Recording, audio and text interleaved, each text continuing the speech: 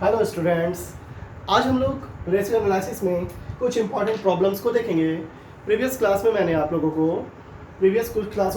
लोगों को profitability ratio के कंसेप्ट को बताया था, उसके बाद टर्नओवर के कंसेप्ट को बताया था। आज हम लोग कुछ इंपॉर्टेंट प्रॉब्लम्स को देखते हैं जो एग्ज़ाम के लिए भी इम्पॉर्टेंट हैं और जिससे आपका कंसेप्ट भी क्लियर होता है। तो आइए हम लोग कुछ क्वेश्चंस उठाते हैं बुक से, क्योंकि सबके पास बुक अवेलेबल हो या ना हो, इसलिए कुछ क्वेश्चंस हम लोग बुक से उठाएंगे और उसको सॉल्व करके मैं आपको दिखाऊंगा। सबसे पहले क्वेश्चन है, determine the amount of gross profit from the following details. Question है कि आपको डिटरमाइन करना है, determine the amount of GP gross profit, है ना। इसमें कुछ डिटेल्स आपको दिए हुए होंगे, कुछ डिटेल्स होंगे क्वेश्चन में, उसको यूज करके हम लोग इस प्रॉब्लम को सॉल्व करेंगे, जीपी निकालेंगे। इसमें दिया हुआ है average stock 50,000 rupees, 50,000 average stock rupees 50,000। Stock turnover ratio 5 times and selling price 25% above cost, selling price 25% above cost। तो इस तरह के सम्स को हम लोग देखेंगे कि हमें निकालना क्या है। हमें निकालना है ग्रॉस प्रॉफिट, हमें ग्रॉस प्रॉफिट डिटरमाइन करना है। क्वेश्चन में एवरेज स्टॉक आपको इंफॉर्मेशन के रूप में दिया हुआ है, स्टॉक टर्नओवर रेशियो दिया हुआ है, गिवन है, सेलिंग प्राइस गिवन है 25% एबव कॉस्ट। तो हमें निकालना है ग्रॉस प्रॉफिट, और यहाँ पर स्टॉक टर्नओवर दिया हुआ है। चूंकि stock turnover given in question है, तो हमें सबसे पहले स्टॉक टर्नओवर के फॉर्मूला को ध्यान में रखना होगा। प्रीवियस क्लास में मैंने आप लोगों को टर्नओवर रेशियो में स्टॉक टर्नओवर के बारे में बताया था कि कॉस्ट ऑफ गुड्स सोल्ड, किसी भी आइटम का टर्नओवर जो होगा वो कॉस्ट ऑफ गुड्स सोल्ड होगा। तो टर्नओवर को आपको ऊपर रखना है। फॉर्मूला होगा stock turnover ratio equal to COGS divided by average stock, cost of goods sold COGS divided by average stock।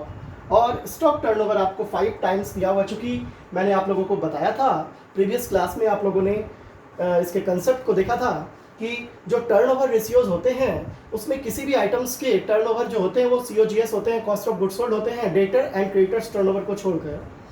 अगर स्टॉक टर्नओवर रेशियो हो और भी कोई हो, current assets turnover, fixed assets turnover, कोई भी रेशियो अगर आप बना रहे हो, तो आपको ध्यान में रखना है कि टर्नओवर COGS होगा और average stock divided by average stock. और मैंने आप लोगों को बताया था कि इसका जो रिजल्ट आता है वो टाइम्स में आता है। इसका जो रिजल्ट आता है वो किस में आता है? टाइम्स में आता है। तो यहाँ पर आप देख सकते हैं कि ये स्टॉक टर्नओवर रेशियो आपको टाइम्स में दिया हुआ है 5 टाइम्स। तो अगर हम stock turnover ratio 5 equal to COGS कर दें और एवरेज स्टॉक के आधार पर, एवरेज स्टॉक जो कि हमें मालूम है, जो कि यहाँ पर क्वेश्चन में आप देख सकते हैं कि एवरेज स्टॉक क्वेश्चन में गिवन है 50,000। अगर यहाँ पर एवरेज स्टॉक के जगह पर 50,000 पुट कर दूँ तो COGS आप आराम से निकाल सकते हैं। COGS इक्वल टू हो जाएगा 50,000 इंटू 5 यानी 2,50,000। यानी यहाँ पर COGS 2,50,000 निकल जाएगा। और हम यहाँ पर लिख सकते हैं COGS इक्वल टू 2,50,000। और अब हमें निकालना क्या है? अब हमें निकालना है फाइंड या determine the amount of gross profit. Gross profit निकालना है। क्वेश्चन में COGS के आधार पर एक हिंट दिया हुआ है कि सेलिंग प्राइस जो है वो 25% एबव कॉस्ट है, यानी कॉस्ट से 25% ज़्यादा है सेलिंग प्राइस, है ना। तो सीधा हम लोग क्या करेंगे, सीधा हम लोग निकाल लेंगे ग्रॉस प्रॉफिट है ना, ग्रॉस प्रॉफिट निकाल लेंगे। लेकिन उसके लिए हमें क्या करना पड़ेगा, उसके लिए हमें सेलिंग प्राइस दिया हुआ है, हिंट के तौर पर दिया हुआ है कि सेलिंग प्राइस जो होगा वो 25% एबव कॉस्ट होगा, कॉस्ट से 25% ज़्यादा होगा। तो अगर सपोज, अगर मान लो, मैं कंसेप्ट समझा रहा हूँ, समझने का प्रयास करना। अगर मान लो कि कॉस्ट 100 है सपोज, क्योंकि कॉस्ट अगर 100 मानता हूँ और इसका 25% एबव कर देता हूँ, तो ये क्या हो गया, ग्रॉस प्रॉफिट हो गया, जो कि 25 हो गया, यानी सेलिंग प्राइस हो गया 125। यानी कॉस्ट जो है, सेलिंग प्राइस जो है वो कॉस्ट से 25% एबव है। एबव करने का मतलब है 25%, यानी 25 ज़्यादा है, यानी सेलिंग प्राइस 125 हो गया। तो अगर हम लोग कॉस्ट का सीधे 25% निकाल दें, कॉस्ट का सीधा हम लोग 25% निकाल दें, तो ग्रॉस प्रॉफिट निकल सकता है। कॉस्ट 2,50,000, कॉस्ट 2,50,000 जो कि 100 के बराबर है, इसका 25% अगर निकाल दें तो 2,50,000 का अगर हम लोग 25/100 कर दें, 62,500, ये हमारा रिजल्ट आ गया, ये हमारा जीपी आ गया, जो कि हमारा आंसर हो गया। तो आप लोग इसको इस तरह से बना सकते हैं। फिर से समझिए, अगर कॉस्ट 100 है जो कि 250 के बराबर है, इसका 25% एबव है सेलिंग प्राइस, तो 25% ग्रॉस प्रॉफिट हुआ होगा। तो 2,50,000 का सीधा हम लोग क्या कर लेंगे, 25% निकाल देंगे, 62,500 आंसर आ जाएगा। ओके, नोट करें।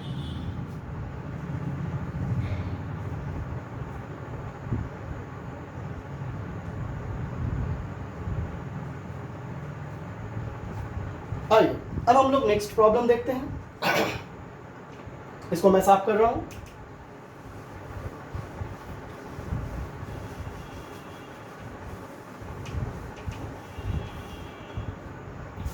तो जो भी क्वेश्चन मैं आप लोगों को बता रहा हूं वो कहीं ना कहीं इंपॉर्टेंट क्वेश्चंस हैं, उनको आप ध्यान से देखेंगे, उनको बनाने का प्रयास करेंगे, उसके आधार पर और भी क्वेश्चंस आपके बन जाएंगे। ओके, आइए अब हम लोग नेक्स्ट क्वेश्चन देखते हैं।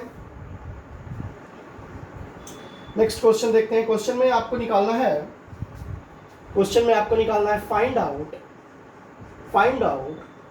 Stock turnover ratio. Find out stock turnover ratio, और क्वेश्चंस में जो इंफॉर्मेशन दिए हुए हैं वो हैं sales rupees 2,50,000, gross profit 20% on sales, opening stock rupees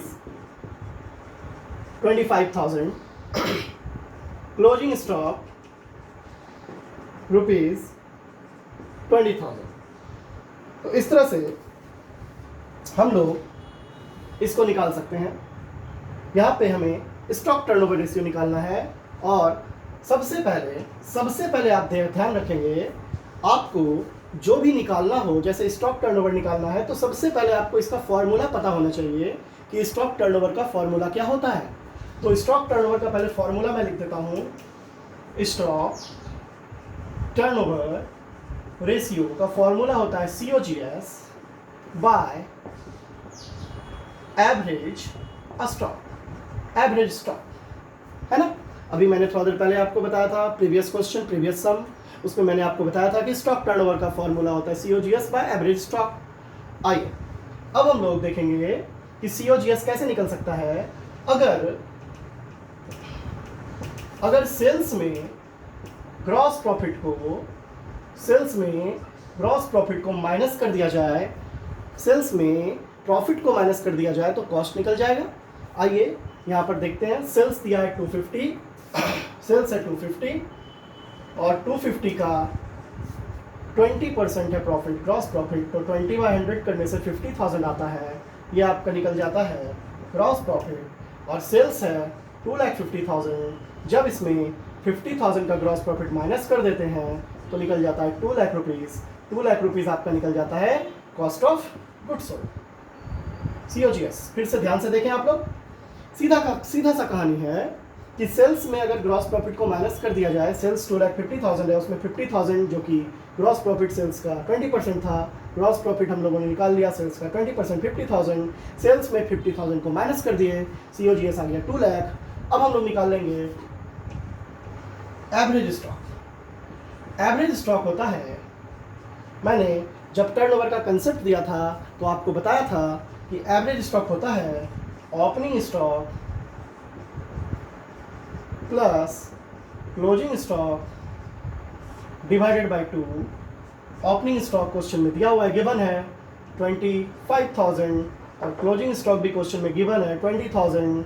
अब इसको ऐड करके 2 से डिवाइड कर देंगे तो निकल जाएगा 22,500।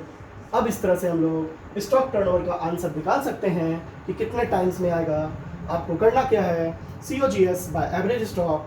COGS कितना है, COGS है 2 लाख डिवाइडेड बाय 20,500 करेंगे तो इसका आंसर टाइम्स में आ जाएगा।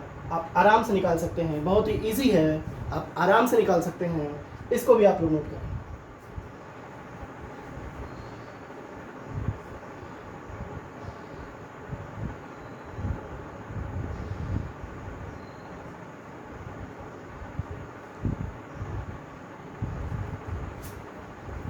अब हम लोग देखेंगे नेक्स्ट प्रॉब्लम जो आपके कंसेप्ट को और बनाने में हेल्प करेगा।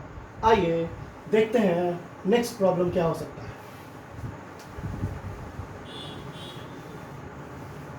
ध्यान रहे, जो भी प्रॉब्लम मैं बता रहा हूँ, जो भी सम्स मैं बता रहा हूँ, जितना भी बता रहा हूँ सब इम्पॉर्टेंट है, चाहे वो 12th क्लास हो, चाहे वो बीकॉम हो, दोनों के स्टूडेंट के लिए ये वीडियो, ये क्लास यूजफुल होगा। बस आपको ध्यान से देखना है। आइए, हमारा नेक्स्ट क्वेश्चन है,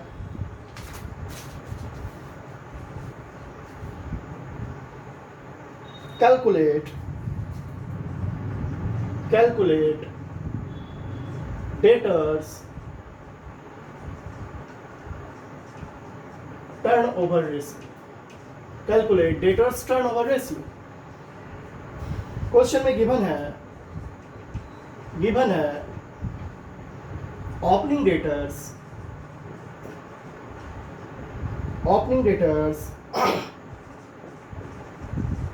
30,000, credit sales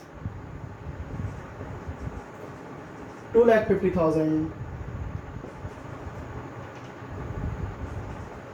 cash received from debtors 2,40,000,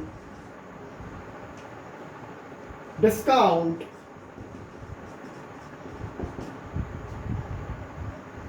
allowed 20,000, goods returned by debtor 5,000। तो इस तरह से आप लोग को कुछ इंफॉर्मेशन गिवन है, आपको निकालना क्या है, आपको निकालना है डेटर्स टर्नओवर रेशियो। तो आप लोगों को प्रीवियस क्लास याद होगा, अगर आप लोग प्रीवियस वीडियो को जाकर अगर देखेंगे तो उसमें मैंने डेटर्स टर्नओवर के बारे में बताया था। मैंने बताया था कि डेटर का ओरिजिन क्रेडिट सेल्स से होता है। क्रेडिट सेल्स जब भी होगा तो डेटर क्रिएट होगा। तो इसके लिए मैंने बताया था आप लोगों को कि डेटर्स टर्न ओवर रेशियो का फॉर्मूला मैंने बताया था, net credit sales bye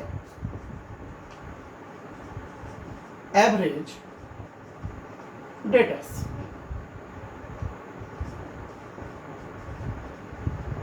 net credit sale by average debtors. अगर आप लोग ध्यान से प्रीवियस क्लास देखे होंगे या प्रीवियस वीडियो जाकर आप देख सकते हैं, उसमें मैंने आप लोगों को डेटर्स टर्नओवर रेशियो के बारे में डिटेल में बताया है कि डेटर का ओरिजिन कहाँ से होता है आप उसको देख सकते हैं और उसको देख करके आप इस कंसेप्ट को समझ सकते हैं। तो हमें यहाँ पर चाहिए नेट क्रेडिट सेल्स, है ना, जो कि यहाँ पर क्रेडिट सेल्स देखिए दिया हुआ है क्वेश्चन में। क्रेडिट सेल्स हमारे पास है, क्वेश्चन में दिया हुआ है क्रेडिट सेल्स, आप देख सकते हैं क्रेडिट सेल्स क्वेश्चन में है। अगर इसमें हम लोग क्रेडिट सेल्स में हम लोग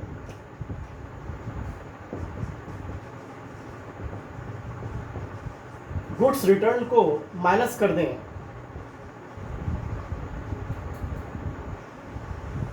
क्रेडिट सेल्स में अगर हम लोग गुड्स रिटर्न को माइनस कर दें तो नेट क्रेडिट सेल निकल जाएगा। क्रेडिट सेल्स कितना है 2,50,000 और गुड्स रिटर्न कितना है 5,000, तो ये आपका 2,45,000 क्या निकल गया नेट क्रेडिट सेल, यानी 2,45,000 आपके सामने है। डिवाइडेड बाय, आपको इसको डिवाइड कैसे करना है, आपको इसको डिवाइड करना है एवरेज डेटर से, और एवरेज डेटर कैसे निकलता है, एवरेज डेटर निकलता है opening debtors plus closing debtors divided bye 2। जिस तरह से एवरेज स्टॉक हम लोग निकालते हैं ओपनिंग प्लस क्लोजिंग बाय 2, उस तरह से हम लोग एवरेज डेटर भी निकाल सकते हैं। अब यहाँ पर अगर एवरेज डेटर निकाल लिया जाए तो आपका ये डेटर्स टर्नओवर रेशियो निकल जाएगा। लेकिन सबसे बड़ी बात है कि एवरेज डेटर कब निकलता है, जब ओपनिंग डेटर और क्लोजिंग डेटर दोनों गिवन हो।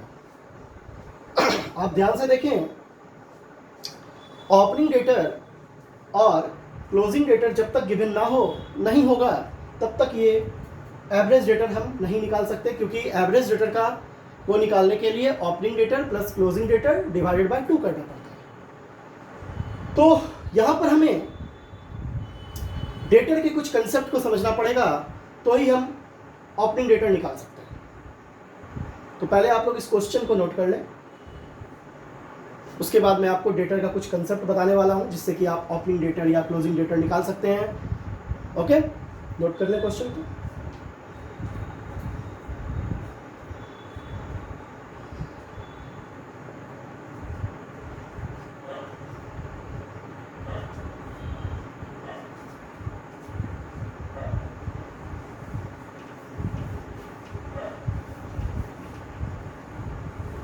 आइए, सबसे पहले ओपनिंग डेटर का मतलब होता है जो प्रीवियस ईयर के डेटर होते हैं, जो प्रीवियस ईयर के क्लोजिंग डेटर होते हैं, जो डेटर बच जाते हैं, जो जिनसे कैश रिसीव नहीं कर पाती है कंपनी, वो डेटर क्लोजिंग हो जाते हैं प्रीवियस ईयर में, और उसे हम लोग करंट ईयर में क्या बना देते हैं ओपनिंग। यानी ये जो डेटर होता है ये पहले का होता है, प्रीवियस होता है, पहले का डेटर होता है। और यहाँ पर ओपनिंग डेटर आपको प्रीवियस जो डेटर होगा, जो पहले प्रीवियस ईयर का डेटर होगा, वो आपको क्वेश्चन में दिया हुआ है। अब आपको करना क्या है, अब आपको ड्यूरिंग द ईयर जो भी काम करना है, ड्यूरिंग द ईयर करना है, ड्यूरिंग द ईयर जो भी काम करना है वो ड्यूरिंग द ईयर करना है। वर्ष के दौरान डेटर जिस भी ट्रांजैक्शन से डेटर इंक्रीज होता होगा उसको आपको प्लस करना है, और जिस भी ट्रांजैक्शन से आपको लगे कि आपका डेटर डिक्रीज हो रहा है, कंपनी का डेटर घट रहा है, उसको आपको माइनस कर देना है ड्यूरिंग द पीरियड। इस पीरियड के दौरान, मान लीजिए ये तो प्रीवियस ईयर का डेटर है, ये तो ओपनिंग डेटर है। ओपनिंग डेटर का मतलब हुआ जो प्रीवियस ईयर का क्लोजिंग डेटर होता है उसे हम लोग करंट ईयर में ओपनिंग बना देते हैं, है ना। अब ड्यूरिंग द ईयर इस डेटर से रिलेटेड अगर कोई ट्रांजैक्शंस होते हैं, जैसे सपोज क्रेडिट सेल्स, मैंने बताया था प्रीवियस वीडियो में कि क्रेडिट सेल्स से डेटर इंक्रीज होता है, क्रेडिट सेल्स से डेटर और क्रिएट होता है। क्रेडिट सेल्स डेटर का ओरिजिन कहाँ से होता है, क्रेडिट सेल्स, है ना। जैसे सपोज एक एग्जांपल लेता हूँ, जैसे ए एक बिजनेसमैन है ना, ए एक बिजनेसमैन है और ए ने क्रेडिट सेल्स कर दिया, उधार सामान बेच दिया बी को, है ना। कितने का बेचा, 20,000 का बेचा, 20,000 का सामान उधार बेच दिया। तो यहाँ पर बी जो है वो ए के लिए क्या बन गया, डेटर बन गया, देनदार बन गया, है ना।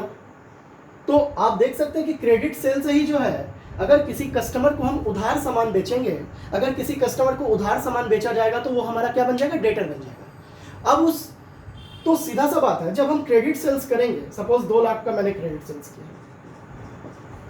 सपोज कंपनी ने 2 लाख रुपए का क्रेडिट सेल्स किया, तो अब आप हमें ये बताइए कि जब क्रेडिट सेल्स किया जाएगा तो डेटर इंक्रीज होगा। डेटर का ओरिजिन कहां से होगा, क्रेडिट सेल्स से। तो क्रेडिट सेल्स को क्या करना चाहिए, क्रेडिट सेल्स को क्या करना चाहिए, ओपनिंग डेटर में क्रेडिट सेल्स को क्या करना चाहिए, प्लस कर देना चाहिए, क्रेडिट सेल्स को प्लस कर देना चाहिए, और माइनस किसको करना चाहिए, जिससे हमारा डेटर घट रहा हो। सपोज इस 2 लाख रुपए का डेटर जो हमें इस बार ओरिजिन किया, हमने क्रिएट किया, हमने सामान उधार बेचकर, इसमें से सपोज 1 लाख रुपया डेटर से कैश रियलाइज्ड हो गया, तो कहीं ना कहीं डेटर घट के कितना हो गया, 1 लाख हो गया। आप समझ सकते हैं, अगर मैंने किसी को 2 लाख रुपए का सामान उधार बेच दिया तो वो मेरा डेटर बन गया। वो 2 लाख रुपए में से 1 लाख रुपया लाकर मुझे दे रहा है, कैश रिसीव कर रहा हूं मैं उससे 1 लाख रुपए, तो मेरा डेटर अब कितना हो गया, मेरा डेटर घट के 1 लाख हो गया। तो सीधा सा बात है, अगर कैश रिसीव फ्रॉम डेटर होगा तो उसको क्या कर देना है, कैश रिसीव फ्रॉम डेटर को माइनस कर देना है। Okay, cash receive from debtor को क्या कर देना है, माइनस कर देना है। ये प्लस, ये भी प्लस, और ये माइनस हो जाएगा बाबू, है ना, ये माइनस हो जाएगा। ओके, और क्या करना है, सपोज इसमें से एक डेटर आया और बोला कि ये सामान डिफेक्टिव है, ये सामान खराब हो चुका है, इसको मैं लौटा देना चाहता हूं। उसने गुड्स रिटर्न कर दिया, 10,000 का ला करके उसने क्या कर दिया, गुड्स रिटर्न कर दिया। अब आप बताइए, जिसको मैंने उधार सामान बेचा था वो सामान लाकर लौटा दिया, तो डेटर मेरा घट गया ना, माइनस हो गया, कितना का हो गया, 90 का हो गया। तो गुड्स रिटर्न को भी माइनस करना चाहिए।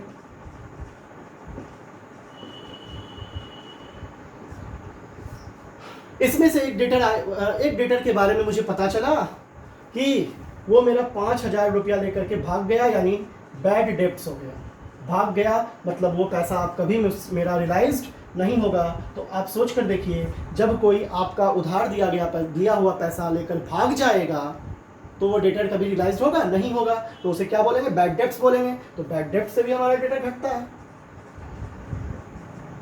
और किससे घट सकता है डेटर, डिस्काउंट से भी।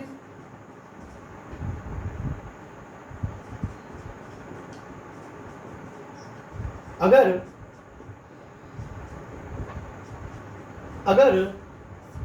मैंने किसी डेटर को डिस्काउंट दे दिया, मैं एक बिजनेसमैन हूं, मैंने किसी को उधार सामान बेचा, वो मेरा डेटर बना, मैंने उसे डिस्काउंट दे दिया कि भैया 5,000 रुपया तुमको छोड़ देते हैं, जाओ। 5,000 रुपया उसको छोड़ देंगे तो मेरा वो 5,000 तो घट गया ना, तो डिस्काउंट को भी आपको माइनस कर देना है। तो इस तरह से ओपनिंग डेटर में क्रेडिट सेल्स को ऐड करके बाकी जितने भी ट्रांजैक्शंस हैं ड्यूरिंग द ईयर जिससे हमारा डेटर घटता हो, आप यहाँ इस एग्जांपल से समझ सकते हैं, उसको माइनस कर देना है। तो यहाँ पर जो फिगर आएगा उसे क्या बोलेंगे, उसे बोलेंगे क्लोजिंग डेटर्स, उसे बोलेंगे क्लोजिंग डेटर्स। तो इस तरह से इस क्वेश्चन को अगर ध्यान से देखें हम लोग, तो इसमें कुछ आइटम्स दिए हुए थे। सबसे पहले दिया था ओपनिंग डेटर जो कि प्रीवियस ईयर का था, जो कि 30,000 दिया हुआ था।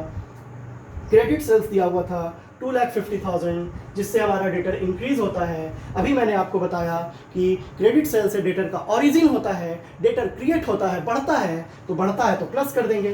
तो टोटल कितना हो गया बाबू, टोटल हो गया 2,80,000। उसके बाद देखेंगे क्या कोई डेटर मुझे पैसा दिया, हाँ, तो कैश रिसीव फ्रॉम डेटर 240 को माइनस कर देंगे, है ना, 240 को माइनस कर देंगे। और क्या माइनस हो सकता है, गुड्स रिटर्न भी माइनस हो सकता है, तो गुड्स रिटर्न 5,000 माइनस हो सकता है। क्या और कुछ है, और क्वेश्चन में क्या है, और क्वेश्चन में डिस्काउंट है, डिस्काउंट भी माइनस होता है। डिस्काउंट कितना था, डिस्काउंट 20,000 था। बैड डेब्ट यहाँ पर नहीं दिया हुआ है, नॉट गिवन है। आगे के क्वेश्चंस में हो सकता है बैड डेब्ट्स आपको मिल जाए। ओके, तो इस तरह से हम लोग क्लोजिंग डेटर निकाल सकते हैं। जो कि कितना हो जाएगा 15,000, है ना। एकदम ईजी है, बस आपको कंसेप्ट समझना है कि 30,000 का डेटर पहले से था, 30,000 का डेटर पहले से था, प्रीवियस ईयर का था, जो कि अभी ओपनिंग बनाया है हमने। 250 का हमने क्रेडिट सेल्स किया था ड्यूरिंग द ईयर, इस साल करंट ईयर में, जिससे कि हमारा डेटर बढ़ के 280 हो गया। 30 पहले का, 250 करंट ईयर का 280 हो गया। उसमें से 240 कैश रिसीव हो गया, कैश रिसीव फ्रॉम डेटर हो गया। उसमें से 240 हम डेटर से रिसीव कर चुके हैं, जिससे कि डेटर मेरा घटा। गुड्स रिटर्न कर दिया 5,000 का, उससे भी डेटर हमारा घटा। मैंने डिस्काउंट दे दिया डेटर को, उससे भी डेटर हमारा घटा। तो फाइनली करंट ईयर में कितना क्लोजिंग बचा? करंट ईयर में क्लोजिंग बचा, जो इस साल अकाउंटिंग क्लोज करने के दौरान क्लोज करते समय हमारा डेटर कितना बच गया, सब कुछ एडजस्ट करने के बाद तो 15,000 बच गया। तो इस तरह से हम क्लोजिंग डेटर को आराम से निकाल सकते हैं। बस आपको ध्यान क्या देना है, आपको देखना है कि कौन से ऐसे ट्रांजैक्शंस हैं जिससे डेटर इंक्रीज होता है और कौन से ऐसे ट्रांजैक्शंस हैं जिससे डेटर डिक्रीज होता है। इस तरह से आप एडजस्ट करके क्लोजिंग डेटर निकाल सकते हैं, और जैसे ही क्लोजिंग डेटर निकलेगा आप आराम से पुट कर सकते हैं 30,000 opening debtor plus 15,000 closing debtor divided by 2। तो एवरेज डेटर हमारा आ जाएगा 22,500। अब यहाँ पे इसको डाल सकते हैं 22,500। ओके, तो इस तरह से 10.89 टाइम्स इसका आंसर आ जाएगा। ध्यान दें, कभी कभी क्वेश्चन में आपसे पूछ देगा average collection period. Average collection period आपको मैंने बताया था कि डेटर से रिलेटेड कभी कभी उसका पीरियड पूछ दिया जाता है। आप जब प्रीवियस वीडियो जाकर देखेंगे, प्रीवियस वीडियो, तो उसमें मैंने आपको एवरेज कलेक्शन पीरियड के बारे में बताया था कि डेटर जो होता है उससे पैसा हम लोग कलेक्ट करते हैं। ये टर्नओवर में क्या बताया कि मैंने अपने डेटर से, कंपनी ने अपने डेटर से कितने टाइम्स में रिकवर किया, कितने टाइम्स में टर्नओवर किया, है ना। लेकिन ये पीरियड को नहीं बता पाता है, इसलिए हम लोग कलेक्शन पीरियड कभी कभी एग्जाम में आपको पूछ दिया जाता है। कभी कभी आपसे पूछ दिया जाएगा collection period, average collection period. तो कलेक्शन पीरियड के लिए मैंने बताया था कि कलेक्शन का रिलेशन किससे है? कलेक्शन का रिलेशन डेटर से है। पैसा कलेक्ट किससे करते हैं? तो डेटर से करते हैं। तो कुछ नहीं, मैंने बताया था कि टर्नओवर वाले फॉर्मूला को, डेटर्स टर्नओवर वाले फॉर्मूला को रिवर्स कर देना है। रिवर्स कैसे कर सकते हैं? इस तरह से average debtors divided by net credit sales, तो आ जाएगा 22,500 डिवाइडेड बाय 2,45,000। और अगर मंथ में निकालना है तो इंटू 12 कर देना है, अगर वीक में निकालना है तो मैंने बताया था इंटू 52 कर देना है, और अगर डेज में निकालना है तो इंटू 365 कर देना है। आप डेज में भी निकाल सकते हैं, आप मंथ में भी निकाल सकते हैं। तो इस तरह से आप एवरेज कलेक्शन पीरियड भी निकाल सकते हैं। ओके, तो आशा करता हूँ कि इन सभी प्रॉब्लम्स को देखने के बाद आपका कंसेप्ट और ज़्यादा क्लियर हुआ होगा। डेटर से रिलेटेड कोई भी कंफ्यूजन आपको नहीं रखना है। आपको बस ये कंसेप्ट ध्यान में रखना है कि ओपनिंग डेटर और क्लोजिंग डेटर हम लोग निकाल सकते हैं, बशर्ते कि हमें ये पता हो कि कौन कौन से ट्रांजैक्शंस हैं जिससे डेटर हमारा इंक्रीज होता है, कौन कौन से ट्रांजैक्शंस हैं जिससे डेटर हमारा डिक्रीज होता है। तो इस तरह से हम लोग डेटर्स टर्नओवर और भी टर्नओवर से रिलेटेड जो प्रॉब्लम्स हैं वो हम लोग बना सकते हैं। तो आप लोग बनाएं और बनाकर मुझसे प्रॉब्लम शेयर करें व्हाट्सएप पर। मैं उसे लेकर नेक्स्ट वीडियो में उस प्रॉब्लम को सॉल्व करने का प्रयास करूंगा, और नेक्स्ट वीडियो में मैं आप लोगों को प्रॉफिटेबिलिटी रेशियो की कुछ प्रॉब्लम्स को बताऊंगा। और आप लोग अगर व्हाट्सएप पे कोई प्रॉब्लम शेयर करते हैं मुझसे तो मैं उसे भी बताने का प्रयास करूंगा। तो आशा करता हूँ कि आज का ये क्लास आप लोगों के लिए लाभदायक हो, आप लोगों को कहीं ना कहीं से कुछ फायदा जरूर होगा। बस ध्यान से आपको कंसेप्ट को समझना है और प्रॉब्लम को सॉल्व करना है। Thank you.